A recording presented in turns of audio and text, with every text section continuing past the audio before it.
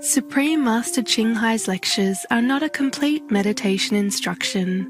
Please do not try alone. For free of charge guidance, please visit godsdirectcontact.org or contact any of the centres near you.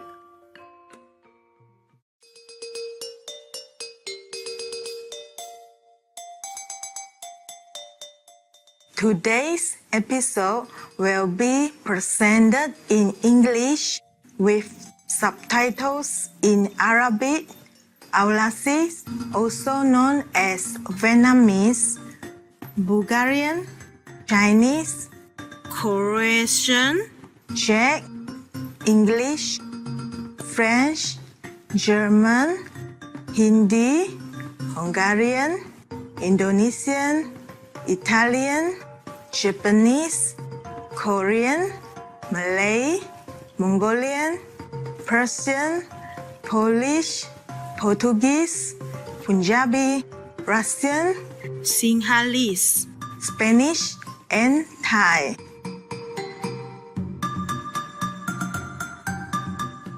Halo dan salam mesra penonton-penonton yang mulia. Nama saya Ching dari Kapit, Sarawak di Malaysia yang kaya dengan sumber. Malaysia memang sebuah negara indah yang dikurniai dengan pelbagai bukit dan gunung yang ditumbuhi hutan tebal, bentangan pantai yang dipinggiri pokok palma, dengan laut yang kehijau-hijauan, cahaya matahari keemasan serta lagun air tawar.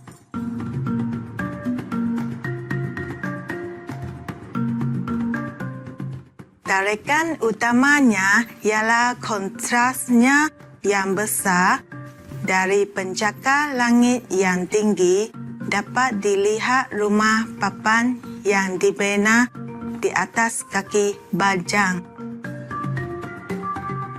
Budaya mazmur, keajaiban alam semula jadi, bandaraya besar dan banyak pulau yang indah permai, semuanya sebahagian daripada syurga di bumi ini. Keberbagian budaya juga telah menjadikan negara ini tempat merayakan beratus-ratus perayaan yang beraneka ragam. Warisan multi budaya dan multi bangsa Malaysia sangat jelas dipamerkan melalui bentuk muzik dan tarian yang pelbagai.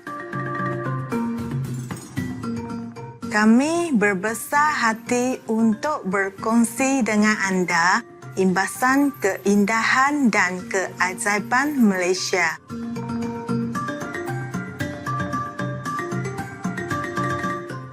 Kami berdoa agar hati anda merasai hubungan yang rapat dengan alam semula jadi.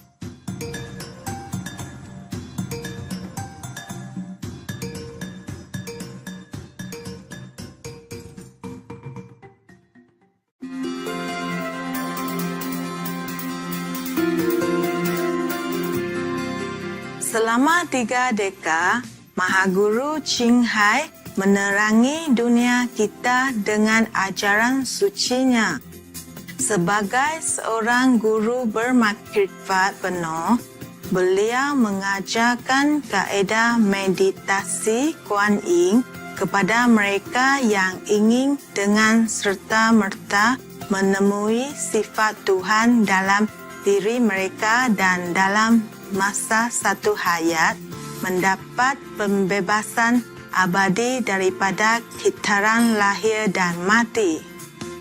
Kaedah Kuan Yin telah diamalkan oleh semua guru bermakrifat seperti Buddha, Nabi Isa, Nabi Muhammad. Moga-moga Tuhan memberikan kesejahteraan kepadanya dan Guru Nanak.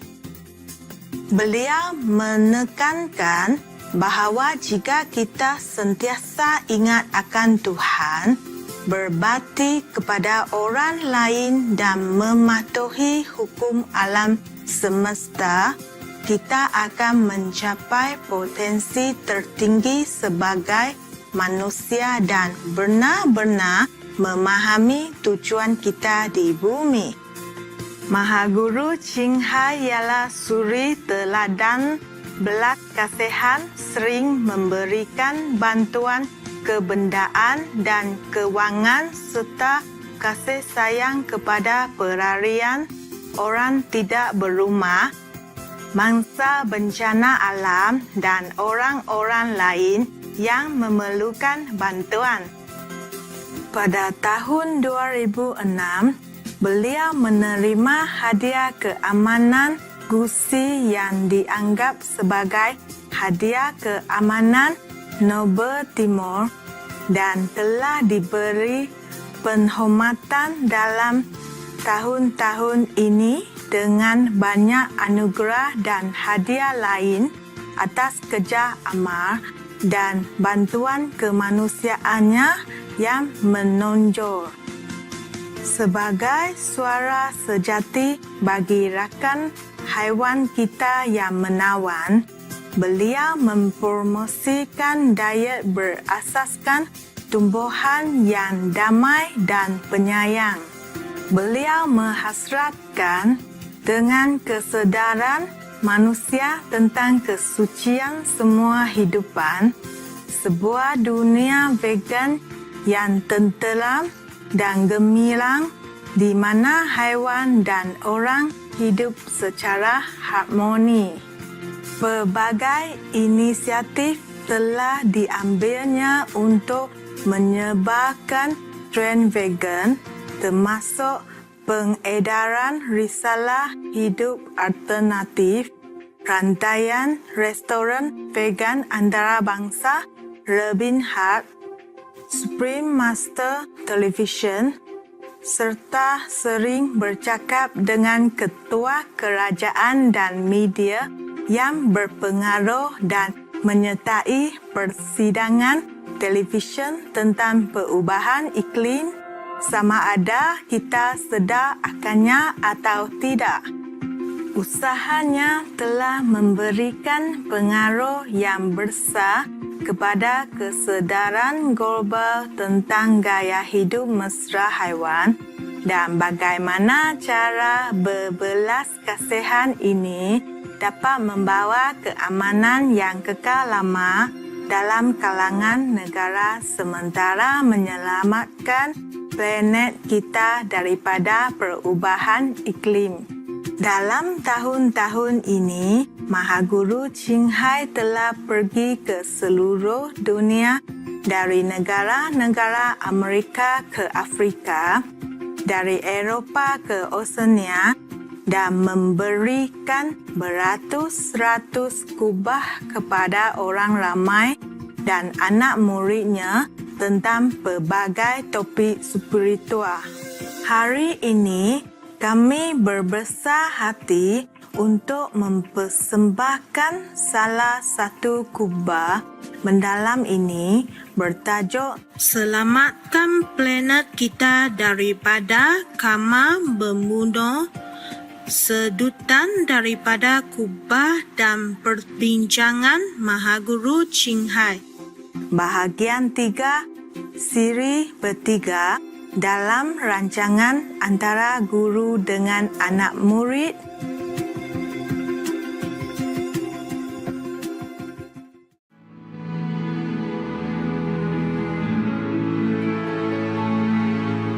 Even if now they want to go to live in Mars or Venus or thinking of other planet already, you know, oh, we found some planet look like Earth. How look like? Huh? How like? Huh? You have to go up there and bring machines up there to build houses. How much can a satellite carry? How much can a rocket carry? How many people at a time? Yeah? How much fuel you have before you can carry people up? And how much machine you need, no? All kind of machine you need, yeah? For agriculture, for making clothes, oh la la, or we go back to the ancient time, weaving, looming, yeah? And sewing the seed with fingers, because there will be no equipment up there. Then go back to natural, also fine. Only if we even have another planet to talk about. That's hundreds of light years apart. Even if you find it. How? Huh? We don't even have oil anymore. I mean, very less now. Huh? By the time they burn all the oil, they live in the mid-air somewhere. The rocket will not fly any further to another planet. And then they'll go around, eating a sunflower seed that they brought with. Or peanuts. Huh? And then what? The smart people should know all this. So far-fetched, the people who live in the city and who live in a faraway area, they think nothing happened to them, but it's happening. It just happened more to the people who near the gas. You see, the gas fuming from the ocean and from the land that's been defrosted is fuming everywhere. It's just that at the moment it's not so intense, yeah? And then you probably have a headache when you pass by some place, you don't know why suddenly the headache comes, you don't know suddenly your heart hurt, burnt, you don't know why today your liver is no good, and then you take medicine and you forget about it, you know what I mean? But it'll be more and more intense if we don't do something. You mean it's already started? It started a long time already. It's just not intensive enough yet, the density. The gas amount is not yet so lethal, okay? It is lethal to some people in some area where it's more direct, nearby. But most people, they live far away, a little effect, or not yet effect, or very little effect. Then they just blame, okay, I eat something bad yesterday, or maybe I drink too much alcohol, and blame it on drinking, or food, or, or bad mood, or, maybe, okay, old age, or whatever. I don't know that. Yeah, incredible. Human is incredible.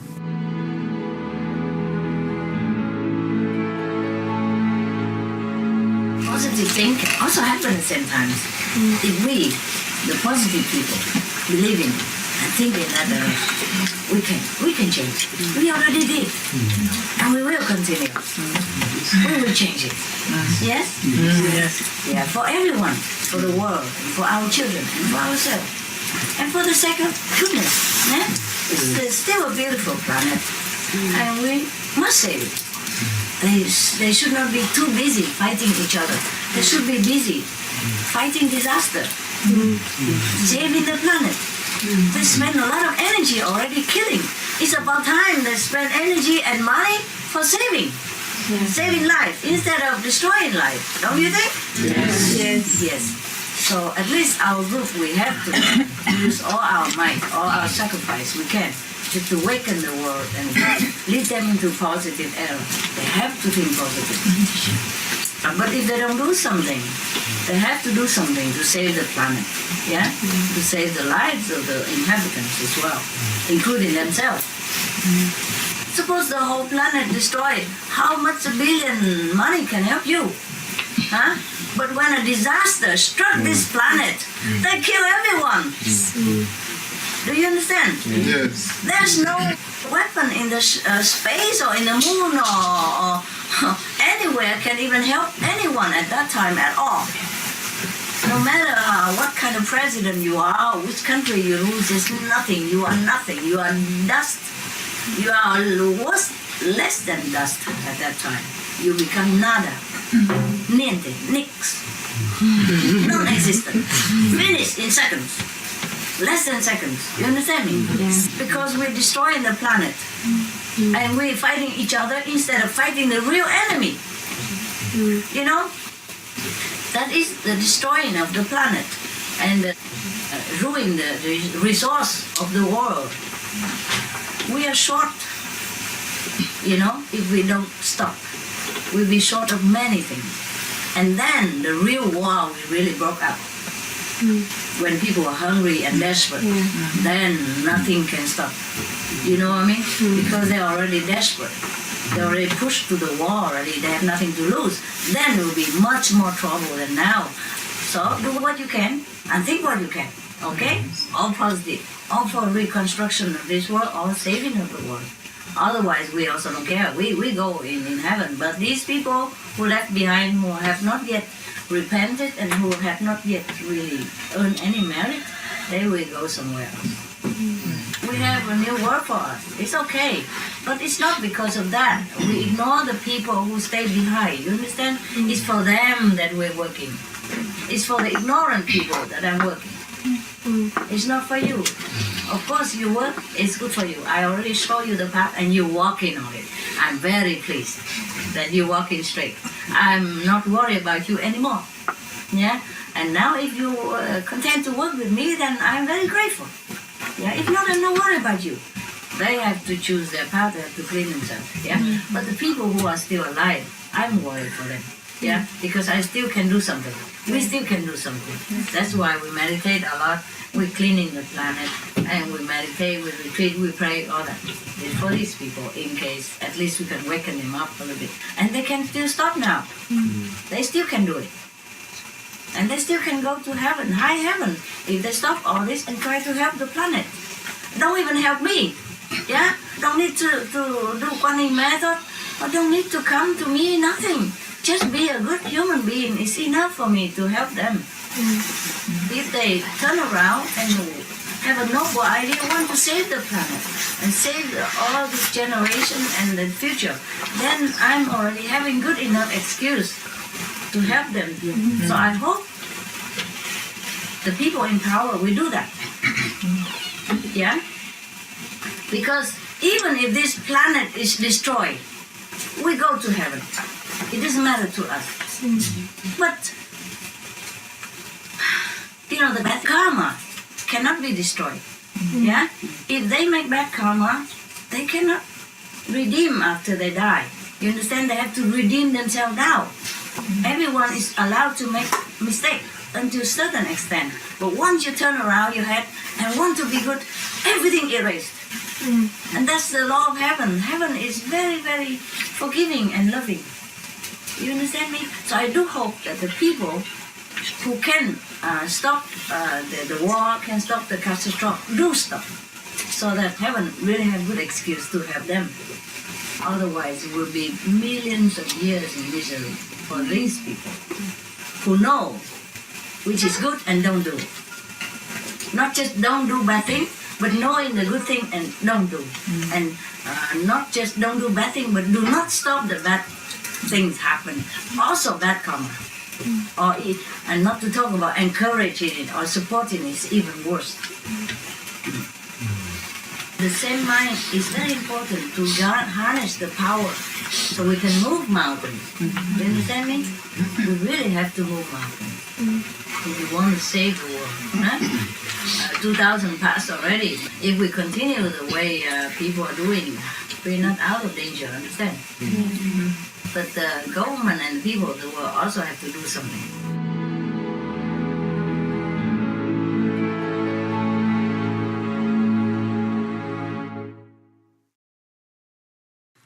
The concept of karma, or in the Western terminology, the consequence of our action. As you saw, so shall you reap in the Bible. It's not a Buddhist or Christian concept alone. It's a logical term, meaning that for every action there is a consequence. And the law of karma, meaning the cause and effect, is very exact. So we must stop the killing of other beings, and consequently our life will be spared. By being vegetarian, our human's consciousness is raised up to a higher level, cleaning up and elevating us to our original noble self again. As we plant the seeds of compassion, we will reap the love and peace in return. So to reduce bad karma, we must reverse our actions and create good karma by being benevolent, being kind, and being merciful. Then all these qualities will return to us in manifold. We will beget mercy from heaven and be able to preserve this precious planet and our lives. Stop animal raising. As we know by now, and animal breeding is the foremost cause of damage to our planet and the health of the people even, and the detrimental effect on our environment as well. It will destroy the world if we do not stop eating and producing meat and animal products. Animal and meat production has been found by scientists to emit more greenhouse gases than all the transportation sectors combined. Methane, which is one of the primary gases emitted, causes up to 72 times more heat to be trapped in the atmosphere than the carbon dioxide. However, methane also disappears much more quickly than carbon dioxide. So if we stop eating meat, we stop producing animal product, then the planet will be able to cool down almost immediately. This is scientifically very logical also. There is no need to even talk about the moral issue. So the vegetarian diet is the fastest, easiest, and most effective solution for a life-sustaining planet.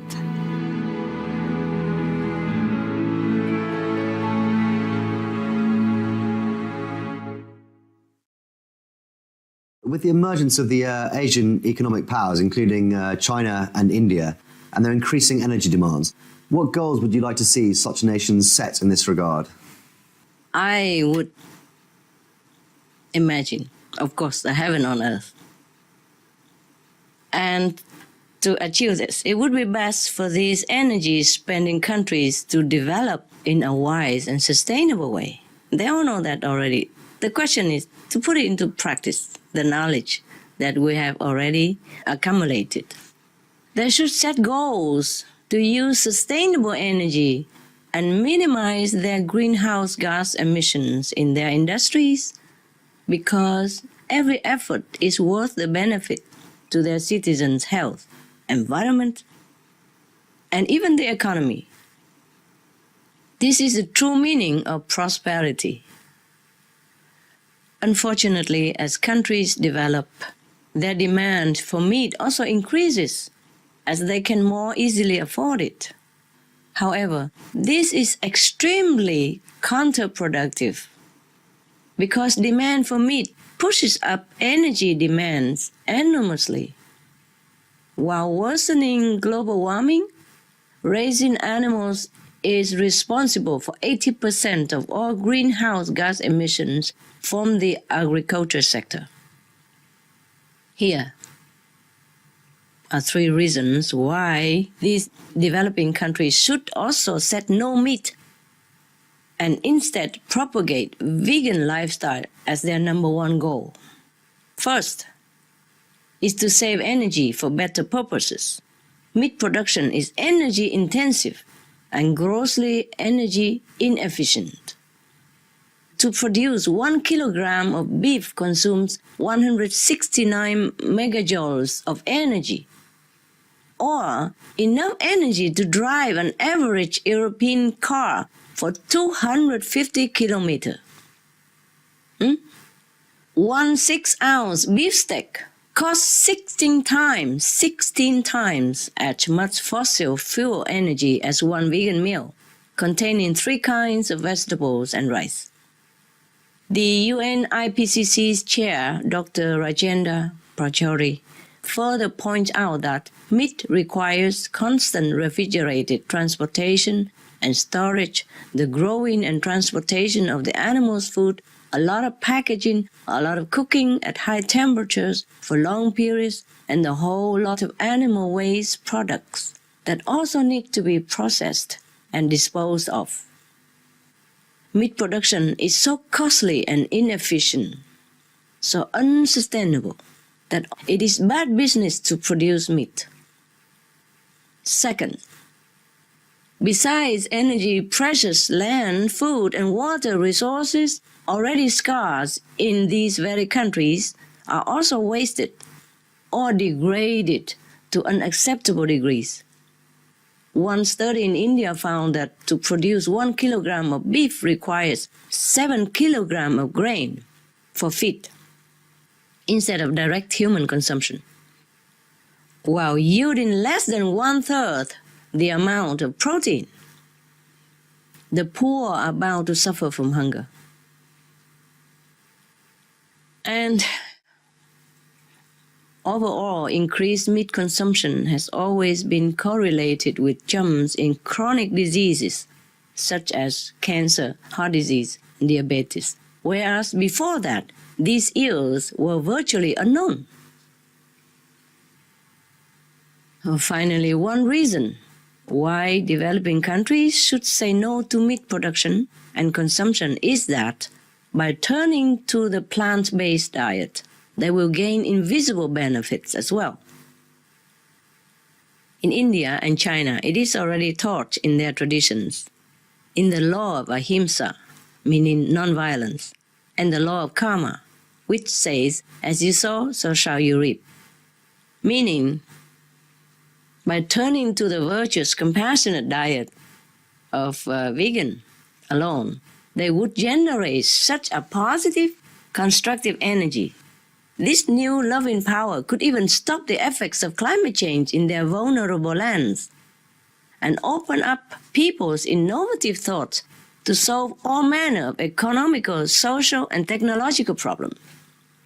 And every country, whether developed or developing, will flourish in ways beyond our imagination. I promise it is true.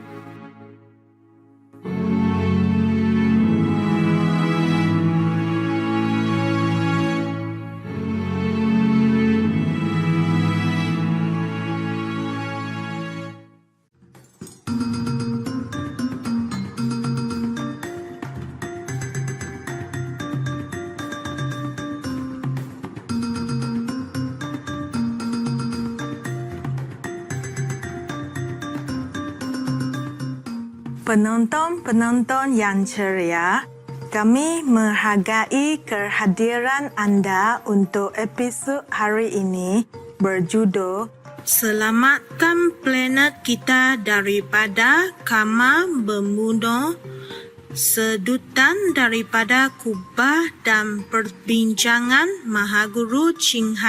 Bahagian 3, siri bertiga dalam rancangan antara guru dengan anak murid. Teruskan bersama Supreme Master Television untuk lebih banyak rancangan positif.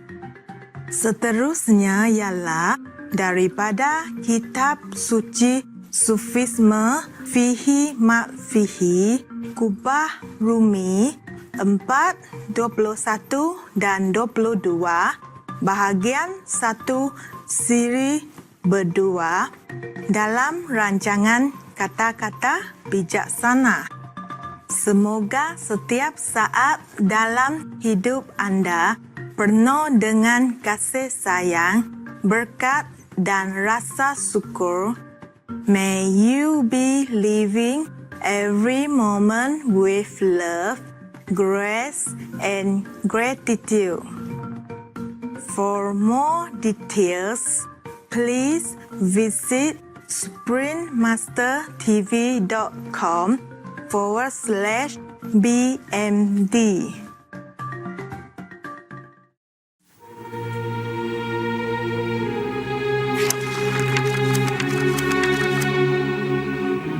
It is only those who have neither fired a shot nor heard the shrieks and groans of the wounded who cry aloud for blood, more vengeance, more desolation. War is hell. Army General William Tecumseh Sherman, U.S. Civil War, 1861 through 1865.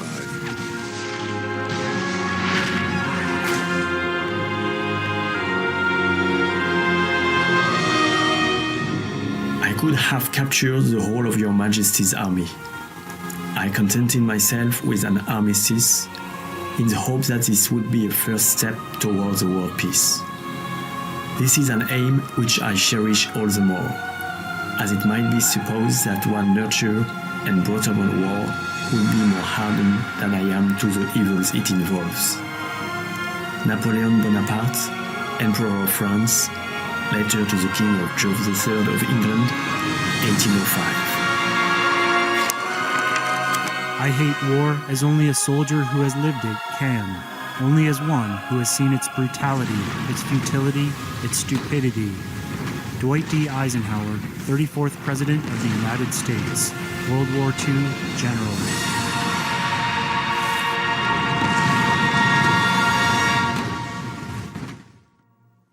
We need to develop and root in our society a culture of peace. We need to promote regional integration. Joaquim Chissano, second President of Mozambique. Let us forget bad things that happened in the past, that divide and hurt us, and let us unite in peace and love so we can advance to a better future. José Ramos Horta, second President, Timor-Leste, Nobel Peace Prize Laureate, 1996. It is painful enough to discover with what unconcern they speak of war and threaten it. I have seen enough of it to make me look upon it as the sum of all evils. Confederate Army General Stonewall Jackson, U.S. Civil War, 1861 to 1865. Guru Nanak Dev Ji's message of equality, peaceful coexistence, and universal love is an abiding source of inspiration for all. Let us resolve to deeply understand his noble teachings and rededicate ourselves to the cause of humanity, equality, brotherhood, and harmony. President Pratibha Patel, 12th President, Republic of India. Mankind must put an end to war, or war will put an end to mankind. John F. Kennedy, 35th President of the United States, World War II veteran. The choices we make, for good or ill, will affect the welfare of generations yet unborn. We cannot and must not allow ourselves to have the message of Hiroshima and Nagasaki felt completely from our minds.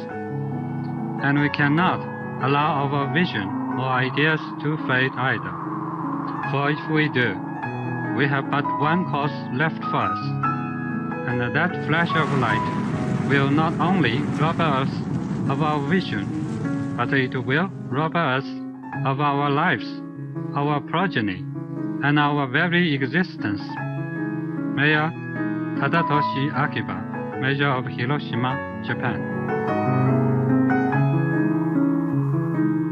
We will not learn how to live together in peace by killing each other's children. Jimmy Carter, 39th President of the United States. Peace is much more precious than a piece of land. Let there be no more wars. Anwar Sadat, 3rd President of Egypt. I call upon all Israeli leaders, regardless of their lines, to move forward toward this peace for the sake of our children and their children, for our future and their future. Yasser Arafat, President of Palestinian Territories, from 1989 to 2004, Nobel Peace Prize Laureate in 1994. We will not rest until we reach a permanent agreement that would secure a safe future for our children and that would provide us with renewed hope to live in a region where people lead a life of cooperation and not, God forbid, where blood is shed. Yitzhak Rabin, 5th Prime Minister of Israel, Nobel Peace Prize Laureate, 1994. Enough of blood and tears. Enough! Never was so much false arithmetic employed on any subject as that which has been employed to persuade nations that it is their interest to go to war.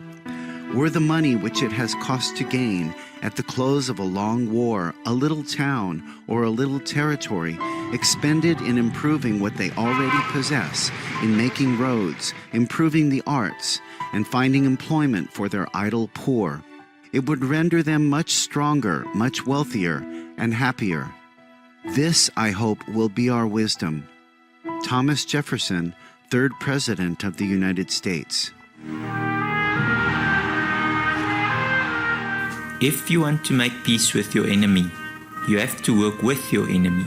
Then he becomes your partner. Nelson Mandela, 8th President of South Africa, first post-apartheid leader. Today, at long last, we are starting upon the road. I emphasize starting, which I believe will take us to lasting peace in our province.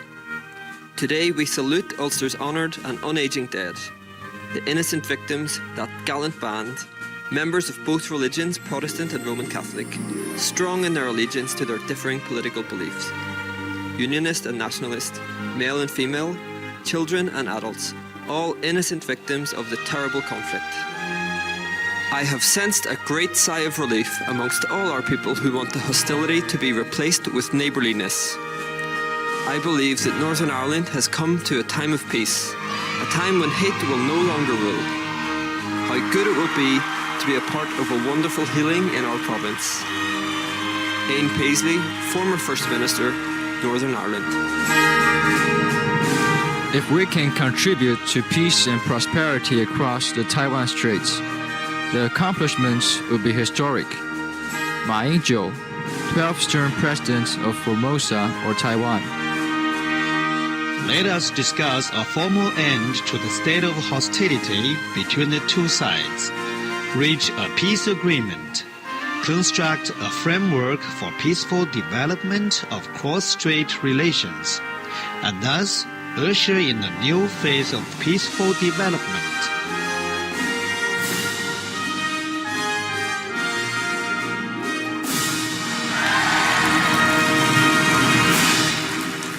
The Jewish and Islamic religion share a faith in one Lord and an adherence to fundamental values of truth, justice, and peace.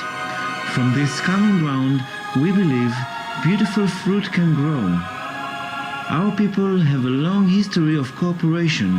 Only peace can ensure the prosperity and well-being of all our people. Shimon Peretz, 11 presidents of Israel, 8 Prime Minister of Israel.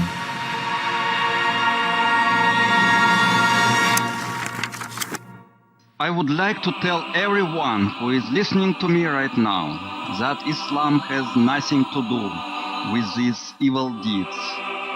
And those who commit these acts will never have peace in heaven, never. Because you cannot kill in the name of Allah. You need to do good in the name of Allah. Yunus Bek Yevkurov, said President of Russia's Republic of Ingushetia. I destroy my enemies when I make them my friends. Abraham Lincoln, 16th President of the United States. I am a steadfast follower of the doctrine of nonviolence, which was first preached by Lord Buddha, whose divine wisdom is absolute. Tenzin Gyatso, 14th Dalai Lama, Tibetan spiritual leader. Without peace, all other dreams vanish and are reduced to ashes. Jawaharlal Nehru, first Prime Minister of India. We pray that peoples of all faiths, all races, all nations may have their great human needs satisfied, that those now denied opportunity shall come to enjoy it to the full, that all who yearn for freedom may experience its spiritual blessings, that those who have freedom will understand also its heavy responsibilities, that all who are insensitive to the needs of others will learn charity, that the scourges of poverty, disease, and ignorance will be made to disappear from the earth, and that, in the goodness of time, all peoples will come to live together in a peace guaranteed by the binding force of mutual respect, and love. Dwight D. Eisenhower, 34th President of the United States, World War II veteran. Learn from history. Learn from the lessons of love. Only love and friendship can foster love and friendship. Love expands. Fear contrasts. Then love unites. Fear alienates. It's always like that from time immemorial. War strategy is easy. Just send everybody out killing each other. You know, all the youth, the beautiful, handsome, against another country's youth and handsome other natives. But love and assistance and help will always touch people's heart for a long time to come. If people concentrate all financial favor from God to help others, to help all the weak and needy country, you don't have to fight. You will win all war. War, anybody can make. Peace, it takes great, courageous leadership to materialize. We wish for peaceful world.